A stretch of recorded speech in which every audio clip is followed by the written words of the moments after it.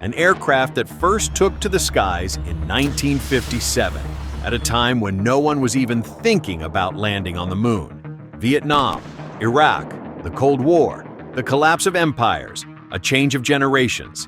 It should have vanished long ago, become a museum exhibit. But no, it simply never stopped flying, year after year, decade after decade. The B-52 Stratofortress is the oldest combat bomber on the planet still on active duty with the U.S. Air Force. No announcements, no fanfare. The Pentagon did something far more unsettling. A legend of the 1950s was quietly transformed into a weapon of the 21st century. And here comes the question that sends a chill down your spine. How did an aircraft nearly 70 years old become lethally dangerous today? What exactly was changed on the B-52? And why could this silent modernization disrupt the familiar balance of power? Let's go step by step. Over its entire history, 740 B-52 bombers were built. Today, only 76 remain in service, and all of them are the same variant, the B-52H, built between 1961 and 1962. And here is the key point. These are not copies, not rebuilt aircraft. These are the very same fuselages forged more than 60 years ago, still taking to the skies today. This is an active combat platform that has fought across 3 different eras.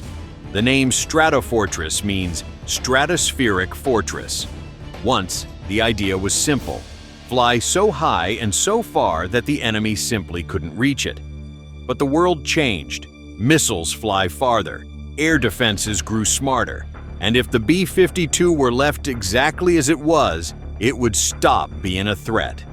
That is why the U.S. Air Force made a critical choice, not to retire the legend, but to reinvent it. A new phase, a new role, a new designation, B-52J.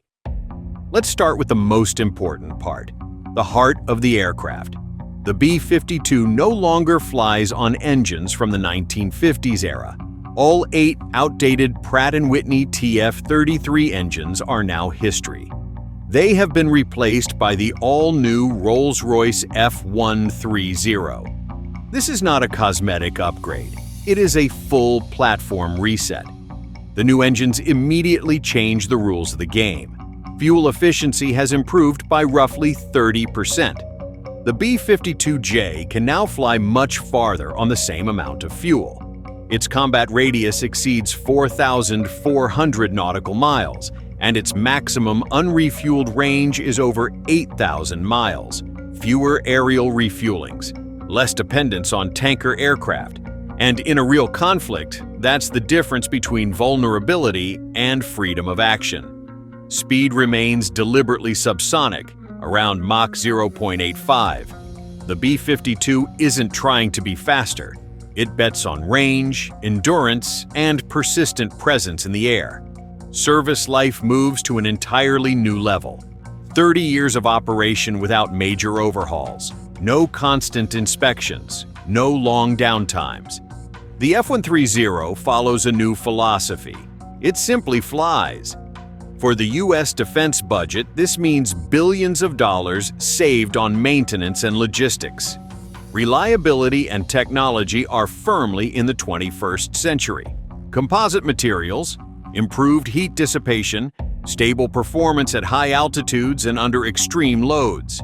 The engine has passed a full testing cycle, from sea-level trials to high-altitude test stands at the Arnold Engineering Development Complex. In the end, the B-52 received what it had lacked for decades: a modern, durable, and efficient heart. And this is only the foundation. Because once an aircraft can fly farther, longer, and without stops, the next elements step onto the stage: the eyes, the brain, and the next generation of weapons.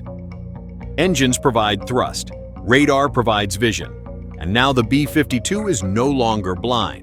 The outdated radar of a past era is history. In its place stands the AN/APQ-188, a next-generation AESA radar. It belongs to the same technological class used on carrier-based fighters like the F/A-18 Super Hornet, proven in real combat conditions. The difference is fundamental. AESA is not a single beam mechanically sweeping the sky. It is thousands of transmit-receive modules, scanning space simultaneously in dozens of directions. The B-52 can now track airborne targets in parallel, engage ground objects, analyze weather, and deliver the entire picture to the crew in real time. In effect, the aircraft has been transformed into an airborne command post and a long-range missile platform.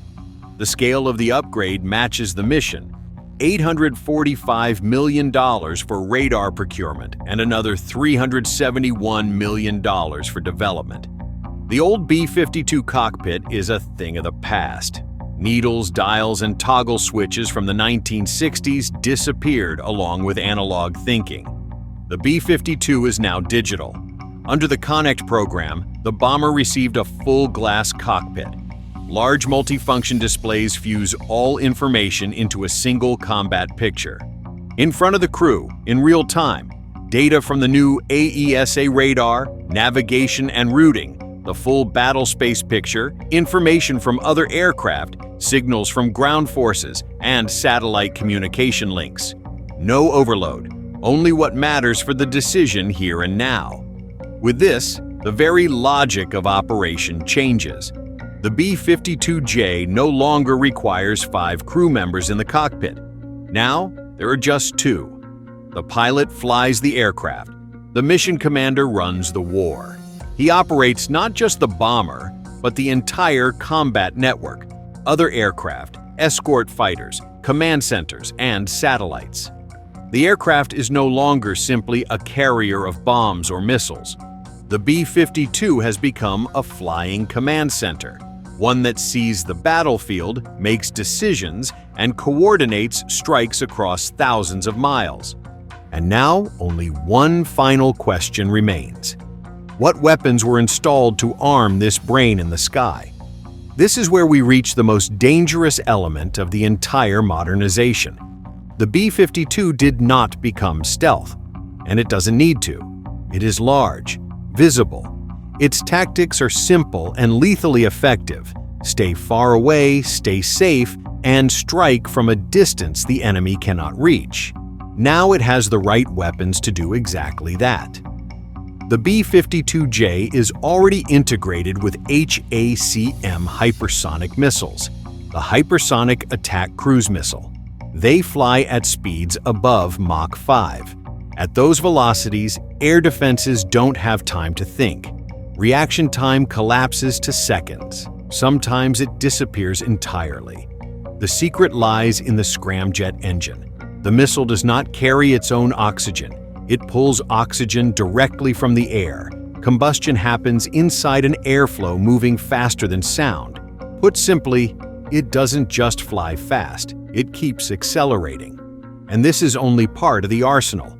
Also on board, LRSO, a long-range nuclear cruise missile, JASSMER, a long-range high-precision air-to-ground missile, LRASM, an anti-ship missile designed to destroy enemy naval forces. All of these can be launched from internal bays or modified external pylons. That is why the B-52J is no longer a bomber in the classical sense. It is a missile truck, a flying missile platform. It doesn't break through defenses, it doesn't take risks, it doesn't engage in close combat. It simply opens its bays and releases weapons that do the rest on their own. The strike happens before the enemy even realizes that the war has already begun. And here the main question emerges: against whom and for what scenario was such power created?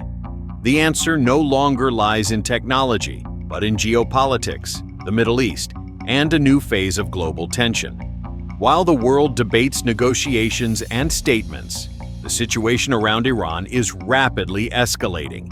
Internal instability, nuclear risks, regional strikes, and mutual warnings.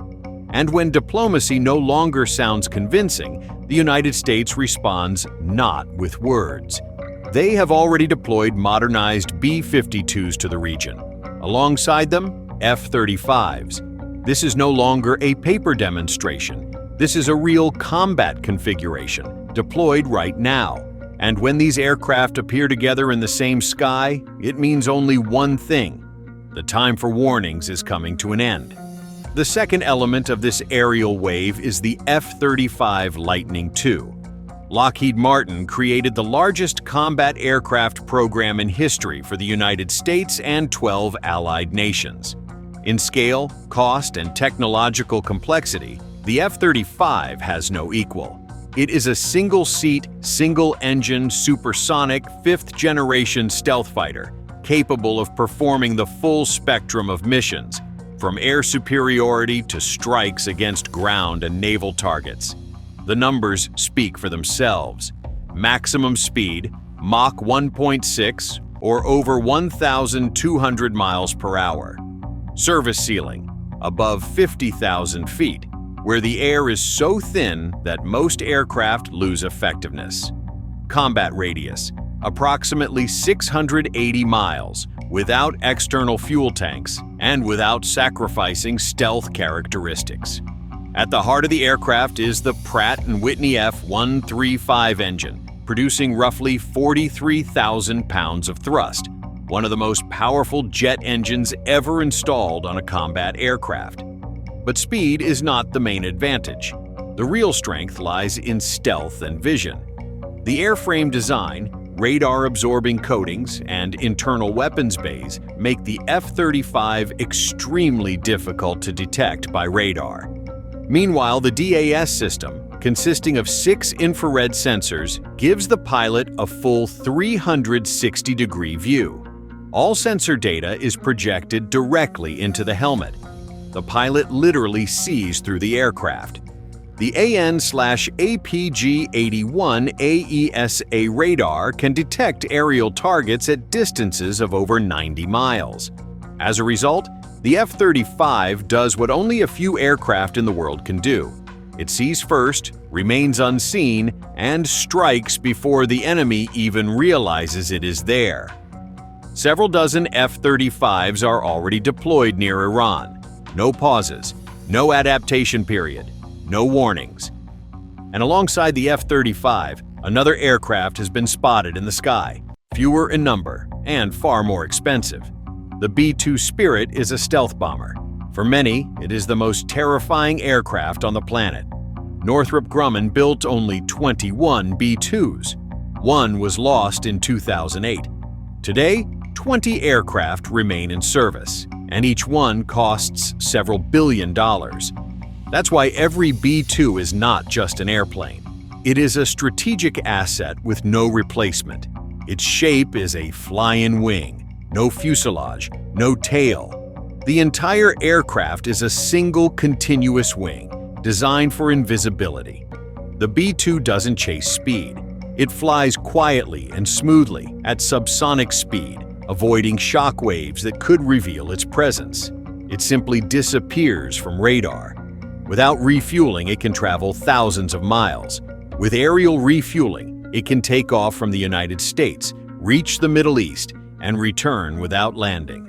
All weapons are carried internally, preserving stealth geometry.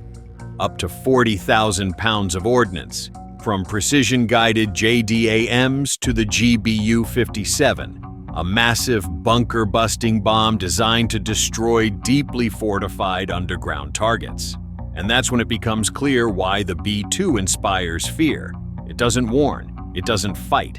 It simply appears where no one expects it and destroys targets hundreds of feet underground. That's why the appearance of a B-2 in a region is not a signal and not a demonstration. It is a final level warning. Together, these aircraft form a configuration that deters by the mere fact of its presence. There is only one question left. Will this force remain an instrument of pressure, or will the world see how it is used for real? If you found this interesting, leave a like, subscribe to the channel, and write in the comments what you think. Will the situation around Iran escalate into real action? See you soon.